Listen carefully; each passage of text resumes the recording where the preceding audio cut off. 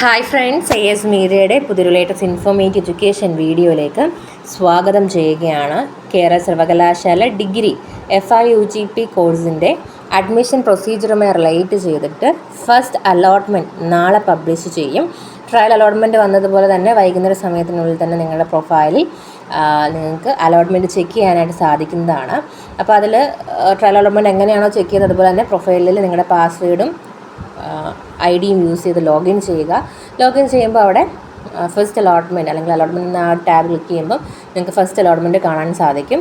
അപ്പം അലോട്ടഡ് ആയിട്ടുള്ള വിദ്യാർത്ഥികൾ, അതായത് കോഴ്സും കോളേജും അനുവദിച്ച് വന്നിട്ടുള്ള വിദ്യാർത്ഥികൾ, നിങ്ങൾ കോളേജിൽ പോയി അഡ്മിഷൻ എടുക്കേണ്ട ടൈം പീരീഡ് എന്ന് പറയുന്നത് 19-ാം തീയതി, 20-ാം തീയതി, 21, 23 ഈ ദിവസങ്ങൾക്കുള്ളിൽ നിങ്ങൾ പറഞ്ഞിട്ടുള്ള നിങ്ങളുടെ കോളേജ് നിങ്ങൾക്ക് അനുവദിച്ച് കിട്ടിയിട്ടുള്ള കോളേജിൽ പോയിട്ട് അഡ്മിഷൻ നിർബന്ധമായും എടുക്കേണ്ടതാണ്. ആൻഡ് നിങ്ങൾക്ക് ടെമ്പററി അഡ്മിഷനും എടുക്കാം, അതുപോലെ പെർമനൻറ്റ് അഡ്മിഷനും എടുക്കാം. അതായത് കിട്ടിയ കോളേജിലും കോഴ്സിലും സാറ്റിസ്ഫൈഡ് ആണ്, ഇനി മറ്റൊരു ഓപ്ഷൻ നോക്കേണ്ടതില്ല എന്ന വിദ്യാർത്ഥിയാണെന്നുണ്ടെങ്കിൽ നിങ്ങൾക്ക് പെർമനൻ്റ് ആയിട്ട് തന്നെ കോളേജിൽ പോയിട്ട് അഡ്മിഷൻ എടുക്കാം. ഇനി അതല്ല, കിട്ടിയ കോളേജിലും അതായത് അലോട്ടഡ് ആയിട്ട് വന്നിട്ടുള്ള കിട്ടിയ കോളേജിലും കോഴ്സിലും സാറ്റിസ്ഫൈഡ് അല്ല, മറ്റൊരു ഓപ്ഷൻ കിട്ടുകയാണെങ്കിൽ, ഒരു ബെറ്റർ ഓപ്ഷൻ കിട്ടുകയാണെങ്കിൽ നല്ലതാണ് എന്ന് ചിന്തിക്കുന്ന ഒരു സ്റ്റുഡൻ്റ് ആണെന്നുണ്ടെങ്കിൽ നിങ്ങൾക്ക് കോളേജിൽ പോയിട്ട് ടെമ്പററി അഡ്മിഷൻ എടുക്കാൻ സാധിക്കും. പിന്നീട് അലോട്ട്മെൻറ്റിൽ സെക്കൻഡ് അലോട്ട്മെൻറ്റിൽ മറ്റൊക്കെ പങ്കെടുത്ത് ചേഞ്ചായി കിട്ടുകയാണെങ്കിൽ ഈ ഒരു ടെമ്പററി അഡ്മിഷൻ ക്യാൻസൽ ചെയ്തുകൊണ്ട് നിങ്ങൾക്ക് കിട്ടുന്ന കോളേജിൽ പെർമനൻ്റ് ആയിട്ട് അഡ്മിഷൻ എടുക്കാനായിട്ട് സാധിക്കും. അപ്പോൾ അത് ഇമ്പോർട്ടൻ്റ് ആയിട്ടുള്ള കാര്യമാണ്. ദെൻ അഡ്മിഷൻ കിട്ടിക്കഴിഞ്ഞാൽ ഫസ്റ്റ് അലോട്ട്മെൻറ്റിൽ അലോട്ടഡ് ആയിക്കഴിഞ്ഞാൽ 19, 20, 21, 23 തീയതികളിൽ നിങ്ങൾ പറഞ്ഞ നിശ്ചിത ടൈം പീരീഡിനുള്ളിൽ കോളേജിൽ പോയിട്ട് അഡ്മിഷൻ എടുക്കേണ്ടതാണ്. അത് വെറുതെ പോയി എടുക്കുക എന്നുള്ളതല്ല. ഫസ്റ്റ് അലോട്ട്മെൻറ്റിൽ അലോട്ടഡ് ആയിക്കഴിഞ്ഞാൽ നിങ്ങൾ ആദ്യം ചെയ്യേണ്ട കാര്യം യൂണിവേഴ്സിറ്റി അഡ്മിഷൻ ഫീ അടയ്ക്കേണ്ടതാണ്. യൂണിവേഴ്സിറ്റി അഡ്മിഷൻ ഫീ റിലേറ്റ് ചെയ്തിട്ടുള്ള ഡീറ്റെയിൽഡ് ആയിട്ടുള്ള വീഡിയോ നമ്മുടെ ചാനലിൽ അവൈലബിൾ ആണ്. ഒന്നെങ്കിൽ നിങ്ങൾക്ക് നമ്മുടെ ചാനലിലെ പ്ലേലിസ്റ്റ് നിങ്ങൾക്ക് ചെക്ക് ചെയ്യാം. പ്ലേലിസ്റ്റിൽ FIUGP അഡ്മിഷൻ പ്രൊസീജിയർ എന്ന് പറഞ്ഞിട്ട് പ്രത്യേകം ടാബ് ഉണ്ട്. അപ്പോൾ അതിൽ നിങ്ങൾ ചെക്ക് ചെയ്യുകയാണെന്നുണ്ടെങ്കിൽ ഈ ഒരു അഡ്മിഷൻ റിലേറ്റ് ചെയ്തിട്ടുള്ള കാര്യങ്ങൾ അതിലുണ്ട്. ഏതൊക്കെ ഡോക്യുമെൻറ്റ്സ് ആണോ സബ്മിറ്റ് ചെയ്യേണ്ടതെന്നുള്ള കാര്യങ്ങളൊക്കെ തന്നെ ഡീറ്റെയിൽഡ് നമ്മളത് ചെയ്തിട്ടുണ്ട്.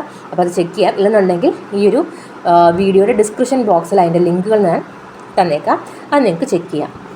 ഓക്കെ, ഇനി ഈ പറഞ്ഞ തീയതിക്കുള്ളിൽ നിങ്ങൾക്ക് അഡ്മിഷൻ എടുക്കാൻ സാധിച്ചില്ല എന്നാണെന്നുണ്ടെങ്കിൽ നിങ്ങൾക്ക് ഈ ഒരു അലോട്ട്മെൻറ്റ് പ്രൊസീജിയറിൽ നിന്ന് തന്നെ ക്വിറ്റ് ചെയ്ത് മാറേണ്ടതായിട്ട് വരും. അതായത് അവർ പിന്നീട് വരുന്ന അലോട്ട്മെൻറ്റിൽ പരിഗണിക്കുന്നതായിരിക്കില്ല. ഒന്നെങ്കിൽ പെർമനൻ്റ് ആയിട്ട് അല്ലെങ്കിൽ ടെമ്പററി ആയിട്ട് നിങ്ങൾ അഡ്മിഷൻ എടുത്തിരിക്കണം.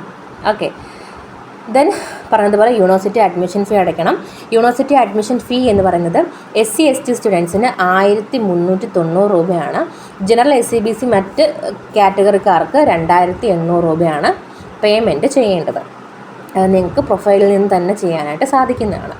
ആൻഡ് ഈ ഒരു യൂണിവേഴ്സിറ്റി അഡ്മിഷൻ ഫീ അടിച്ചു കഴിഞ്ഞാൽ ആ ഒരു യൂണിവേഴ്സിറ്റി അഡ്മിഷൻ ഫീ അടിച്ചതിൻ്റെ റെസിപ്റ്റ് നിങ്ങൾ അപ്പോൾ തന്നെ പ്രിൻ്റ് ഔട്ട് എടുക്കണം.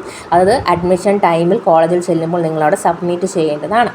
ആൻഡ് നിങ്ങൾ അഡ്മിഷൻ രജിസ്ട്രേഷൻ ടൈമിൽ എന്തൊക്കെ ക്ലെയിമുകൾ പറഞ്ഞിട്ടുണ്ടോ, അത് റിസർവേഷൻ കാറ്റഗറി ഉള്ളവർ അല്ലെങ്കിൽ എന്താ പറയുക, ഏതെങ്കിലും തരത്തിലുള്ള ഗ്രേസ് മാർക്ക്, ഇതൊക്കെ തന്നെ നിങ്ങൾ രജിസ്ട്രേഷൻ ടൈമിൽ ക്ലെയിം ചെയ്തിട്ടുണ്ടെങ്കിൽ ആ ക്ലെയിം ചെയ്തിട്ടുള്ള എല്ലാ സർട്ടിഫിക്കറ്റുകളും നിങ്ങൾ അഡ്മിഷൻ ദിവസം ചെല്ലുമ്പോൾ അത് നിങ്ങൾ സബ്മിറ്റ് ചെയ്യുക തന്നെ ചെയ്യണം. കാരണം ഏതെങ്കിലും രീതിയിൽ നിങ്ങൾ സബ്മിറ്റ് ചെയ്യാനുള്ള ബുദ്ധിമുട്ടോ കാര്യങ്ങളോ വരികയാണെന്നുണ്ടെങ്കിൽ നിങ്ങൾക്ക് ആ ഒരു അഡ്മിഷൻ നഷ്ടമാവുന്നതിന് കാരണമാകും. അപ്പോൾ അത് ശ്രദ്ധിക്കുക. ഈ പറഞ്ഞിട്ടുള്ള ക്ലെയിം ചെയ്തിട്ടുള്ള എല്ലാ സർട്ടിഫിക്കറ്റുകളും +2 SSLC, then migration certificate, TC, contract certificate, അതുപോലെ തന്നെ ഏതെങ്കിലും തരത്തിലുള്ള ഗ്രേസ് മാർക്ക് ഉണ്ടെങ്കിൽ ഇതെല്ലാം തന്നെ non criminal certificate, EWS category, അങ്ങനെയൊക്കെയുള്ള സർട്ടിഫിക്കറ്റുകൾ നിങ്ങൾ എന്താണ് സബ്മിറ്റ് ചെയ്യുക തന്നെ വേണം.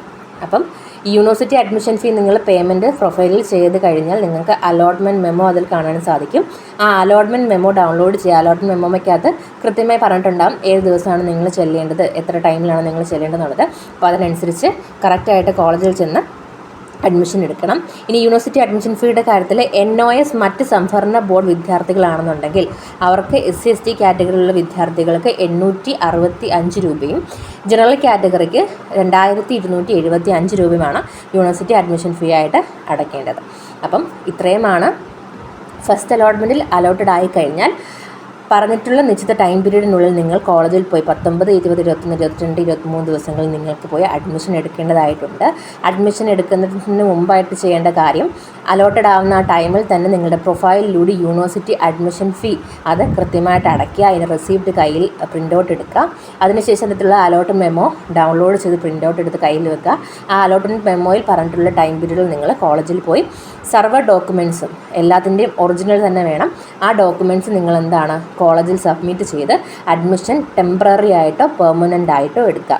പെർമനൻ്റ് ആയിട്ടുള്ള വിദ്യാർത്ഥികൾ ചെയ്യേണ്ടത് ഹയർ ഓപ്ഷൻ ക്യാൻസൽ ചെയ്യാൻ മറക്കരുത്. അതായത് നിങ്ങൾക്ക് 10ാമത്തെ ഓപ്ഷനാണ് അലോട്ടഡായി കിട്ടിയിട്ടുള്ളത് എന്നുണ്ടെങ്കിൽ ആ 10ന് താഴോട്ടുള്ള ഓപ്ഷനുകൾ ഓട്ടോമാറ്റിക്കായിട്ട് ഡിലീറ്റ് ആയി പോകും. എന്നാൽ 10ന് മുകളിലോട്ടുള്ള 9 ഓപ്ഷനുകൾ അവിടെ തന്നെ നിലനിൽക്കുന്നുണ്ടാവും. അപ്പം നിങ്ങൾ പെർമനൻ്റായിട്ട് അഡ്മിഷൻ എടുക്കുന്ന വിദ്യാർത്ഥിയാണെന്നുണ്ടെങ്കിൽ ബാക്കി 9 ഓപ്ഷൻസ് എന്താണ് ഡീആക്ടിവേറ്റ് ചെയ്ത് അല്ലെങ്കിൽ ക്യാൻസൽ ചെയ്ത് മാറ്റണം.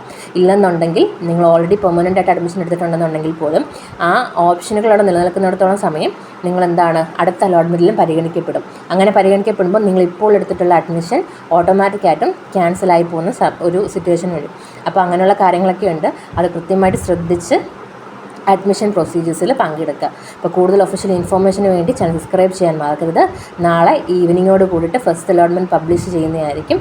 അപ്പോൾ ബാക്കി ഡീറ്റെയിൽസൊക്കെ തന്നെ വരും ദിവസങ്ങളിൽ നിങ്ങളൊക്കെ ഒഫീഷ്യലായിട്ട് വരുന്നത് അറിയിക്കുന്നതായിരിക്കും. Thank you so much.